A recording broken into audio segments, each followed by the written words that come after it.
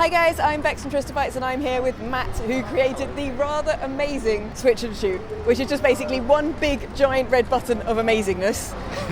Yep, one big glowing red button. So it's pleased you're having a really positive result here so far. We're at Play Expo in Manchester and people just keep playing this, coming back for more. Yeah, it's been awesome. I've seen a lot of faces that I saw at Blackpool and EGX as well. It's been really cool. It's building up a little community of people who are dedicated to beating each other's high scores. Yeah, it's quite an addictive game. It has elements of being kind of a nostalgic game, but it also has the modern sensibilities of more kind of mobile game thinking, being a simple control scheme. Yeah, I always, a lot of people ask me about influences, and I always say games like Flappy Bird and Super Crate Box, Super Hexagon. In particular, the way that you can screw up really quickly and die, but then within a few seconds are straight back into the game having another go. Yeah. So it's just people just instantly jump back in and learn from their mistakes. It's very firm but fair. Did you intend to make a game that literally just has one button from the start, or did it evolve from another idea? Yeah, it was. It wasn't something I necessarily was trying to figure out how to do a one button game, but it was like an idea that popped into my head was that mechanic of moving side to side and then shooting to change direction. Yeah. That idea just popped into my head one day. Light bulb moment, basically. Yeah, it was a light bulb moment, and then I tried it out. I prototyped it in a lunch break, and it was like, oh yeah, that works. That totally works. I could totally make a game out of that, and I did. And having a big enticing red button on the unit as well. I mean, having it as an arcade cabinet as well was brilliant. Yeah. You could just see people kind of walk past and they see a big red button. I still think you need a sign that says don't press the red button. Yeah, the reverse psychology. Yeah, and you'd have even longer queues than you currently have been getting to play it. Yeah. It's such a simple, fun idea, and I'm seeing people loving it so much. It's already out on quite a few platforms, and it's coming out on some more. It is, yeah. So it's been out on Steam for 2.5 years at this point. So Windows, Mac and Linux. And then it's also just come out on Switch. So I spent the last few months working on that. I'm a solo developer, so I did it all myself, and it was a little slow going, but the next game will be quicker. So on the Switch, it's got you can play it in the regular kind of landscape mode on your TV, but then you can press the plus or minus button and it flips into portrait mode, so just like this. Awesome. So you can play it vertically. You can take off the Joy-Con and set it down on a table, or if you have a flip grip attachment, which is the little thing that slots in so you can play in portrait mode, it supports that. Or if you are really ambitious, you can get your massive 50-inch TV and flip it on its side and play it that way for a bonkers experience, which I've not tried because my TV costs too much to risk it. I guess that's one of the fun things with a game that has such a simple mechanic, is it is incredibly versatile, the amount of platforms you can put it on, and also the accessibility. I mean, I've seen everybody of all ages coming up and playing this game, because there's nothing more enticing than a big red button you may not be supposed to push. And I've seen little kids getting to grips with this instantly. It's you press the button twice and you get the game. Yep, absolutely. A lot of people walk over with kind of confused looks on their faces. They see someone playing what looks like a really complicated shoot 'em up, and then they'll look at their hands and it's like, huh? There's only one button, and trying to figure it out.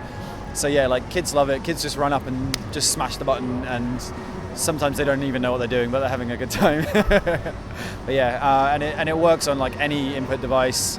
Anything that's got a button works. Anything that's got a touch screen works.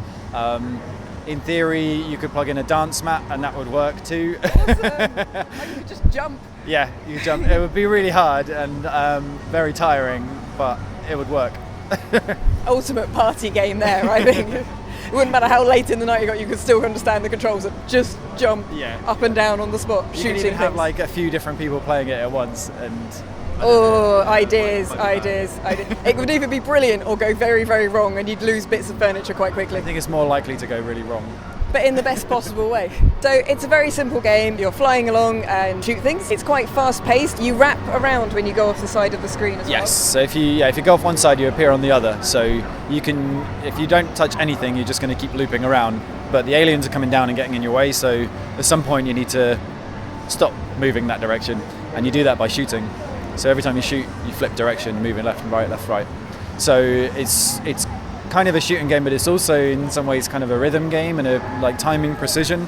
You're waiting to line up those shots so that you're perfectly underneath the aliens. And then the further you go through the game, the more aliens start coming in, and it gets to almost like a kind of bullet hell sort of thing, where it's just absolutely bonkers, the screen's filled and It's just more than you can keep on top of. But then you get like these big power-ups that just clear the screen in one and you're back on top of things again. Yeah, the power-ups look pretty cool, because the first time I saw it I thought, oh, it's just shoot, and then I saw someone get a power-up and I was just like, that's pretty badass as a power-up. Big chunky bullets, and then you get like double shot, triple shot, big lasers that just like wipe through everything. Yeah, it's like the screen was just sort of on fire with the lasers as well. That's awesome. Yeah. How long did it take you to develop the game? A lot of people ask me this, and it's a really hard question to answer because I worked on it alongside a full-time job. So it was like evenings, weekends, lunch breaks, that kind of thing. So I was doing that for about 9 months from when I first prototyped it to when I released it on Steam. But then like that was a couple of years ago now at this point, and I've been kind of tinkering away, like adding stuff, doing the arcade cabinet version, doing the Switch version, the Android version, and just like kind of tidying it. Like each time I do it, I'll add something new, and I'll like just tighten up a few things, adding like, you know, language support for French, Italian, German, Spanish, Russian, Portuguese, all these things, achievements and leaderboards. So yeah, all in all, it's been like 4 years, I think, in development from when I first started it, but it hasn't been like full time, and it has just been me doing it, so it's kind of slower than if there was a whole team doing it. But also I think it's your light bulb moment idea, and it is such a strong singular idea, and the fact that play mechanic being a fun thing is the driving force behind everything else in the game is one of the reasons it's such an addictive game. You came up with, here is a really, really fun thing to do, now I'm going to build a game around this. And I think sometimes those really simple games can be the hardest ones to perfect because they have to be really perfect. There isn't really any margin for error when you have something based on a really clear, simple idea. I think it helps being such a small game that everything's just really kind of compact, and everything connects in some way, you know, like each element affects all the other elements in some little way. There's not like this big sprawling web of things that are all, you know, just a nightmare to manage. When I'm working on games is quite often really apparent really early on whether I've got that like solid foundation or not. So I try and find that like as early as possible, and I prototype a lot of things, and that way I can throw away the ones that don't work really quickly and not sort of sink too much time into them. And this was one that from day one it's like, you knew you had something with this one. Where did the idea to make an actual sort of mini arcade cabinet come from for this one? So that actually came from, I'm working with DSM Arcade, based out in Des Moines in Iowa. Dan from DSM Arcade approached me, who's starting up this business of making arcade cabinets for indie games. He asked me if I was interested in collaborating on that, and I was like, yes, that's awesome, like that's a perfect fit. Like I'd already kind of like joked with people that an arcade cabinet with one big red button would be a really funny thing to do, and then he asked me like, do you want to do it? And I was like, yes. so he's been building these full-size coin-op arcade cabinets, which are like filling up bars and arcades in America right now. And I asked him if he'd make me a half-size desktop one for events like this, and he did. So I stick that in the boot of my car and bring it around to events, and it's a really nice way of showing off the game, I think. Yeah, it is awesome, and it's again the big just red button. It's just amazing. I don't know why, but there's just something incredibly enticing about just the singular red button. You're not sure if it will blow up the entire event or if it will just make an awesome gameplay. Maybe but you just have to find out. Something's exploding every time someone presses it out in another venue somewhere, and we just don't even know about it. I hope your insurance covers that. It does not. Whoops. Probably shouldn't tell people that. So you've got a few more games in the pipeline coming out soon? Yeah, so I'm kind of like, I flip between a lot of different things. I've got a really short attention span, and I tend to have lots of little ideas that I want to work on. So I'll prototype things, and I'll get like another plate spinning, and I've got a lot all going on at once. And sometimes it's a little too much for me to handle, but it seems to be going okay so far. So I've got a game called Dungeon Death Ball, which is a turn-based tactics game, which is like the polar opposite of this. It's like there's no fast reflex stuff, there's no like quick reactions. It's kind of long and more drawn out, and you're like making tactical decisions, but it's still quite fast-paced for a tactics game. And that's like set in a dungeon where you're trying to get this team of slaves to fight against a team of monsters by playing a game of Death Ball. Okay. So they're fighting for their freedom. And it's got this kind of roguelike sort of structure to it. I've also got a game called Ghost Grab 3000, which is... That's a good name! I'm already sold! So that's a game about a little robot who is the last robot left on Earth, who is cleaning up the lost souls of humanity after the demise of humanity. and it all revolves around this grapple beam mechanic. So you like latch onto a ghost, and then that creates a beam between you, and you're then trying to like tag more ghosts into that beam and creating this big long chain. Once you've got a big chain, you can like pop them all, and the more you've got, the more points you get.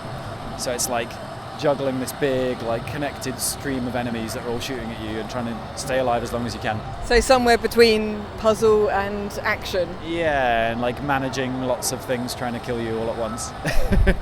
That sounds like it would be a headache in the best kind of way. I'm interested to see how that one evolves, because again, that's another interesting play mechanic, and then building the game around a fun starting point like that, I think is a brilliant approach to things. I really do. Yeah, that was exactly the same as this. It's like I had that kind of core mechanic from day one, and it's like, oh yeah, that works, let's build it up. I'm really happy with where that's going. That's on Steam as a wish listable thing, so yeah, please add it to your wish list. Cool. Well, this is an awesome game, and I'm going to be playing this probably until they kick me out of the event now and losing horribly, but nevertheless having an awesome time getting blown up. For people that want to find out more about your games and find you online, have you got website, social media and things? Yes, so everything is at mattglanville.com. I have a Twitter, a Facebook, an Instagram, YouTube, and a Patreon. That's all generally, they're all linked to my website. My social media handle is generally Crowbar Scar, SKA. Good name. Thanks. I've had it for ages, and I was like, I can't change it now.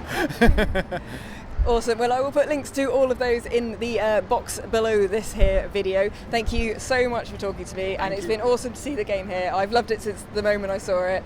So yeah, thanks for talking to me, and enjoy the rest of the event. Thank you. Right, take care, guys. Bye. We waved in sync. That was perfect.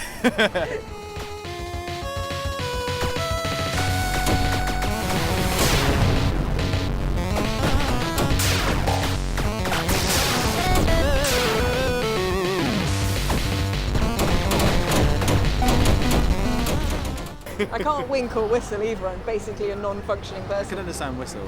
Yeah. Yeah, wink's kind of hard. Yeah. I just look like a pirate with something in its eye. Just a person or something. Not even a pirate. I don't even look like a pirate. Ruining my dreams.